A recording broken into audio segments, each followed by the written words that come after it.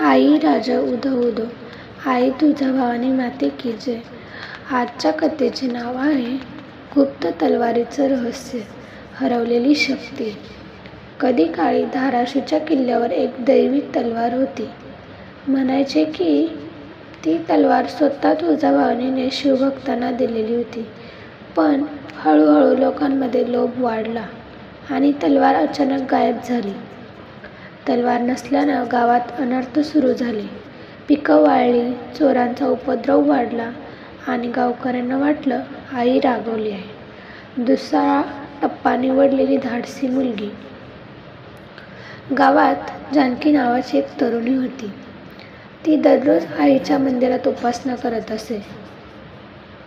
एका रात्री तिला स्वप्न पडलं. आई तुळजाभवानी म्हणाली, जानकी, हरवलेली तलवार शोधून आण.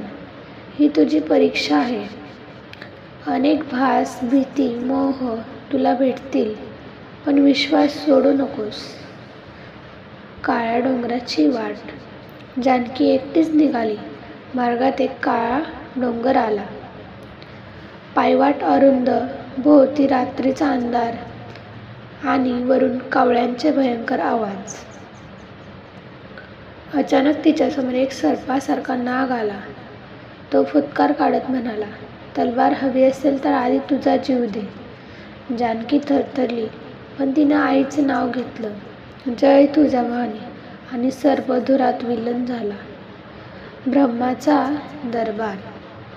डोंगराच्या पायथ्यावर पोचल्यावर तिच्यासमोर एक भव्य महाल दिसला, सोन्याच्या झुंबरांनी उजळलेला.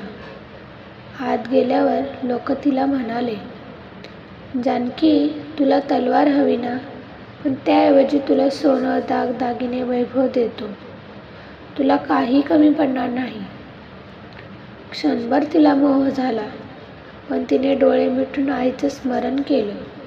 तेवढ्यात तो महाल ढासळून वाळूत बदलला. तलवारीचा शोध. मग तिला एक गुप्त गुहा दिसली. गुहेत आत खोलवर गेल्यावर तिथे एक मोठं लोखंडी दार होतं. दारावर रक्ताने लिहिलेलं, जो येथे शिरतो तो परत येत नाही.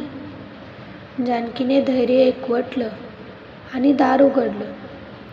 आत एक खडकावरती दैवी तलवार तेजाने झळकत होती. पण त्या तलवारीवर एक प्रचंड भूतयोद्धा प्रहार देत होता.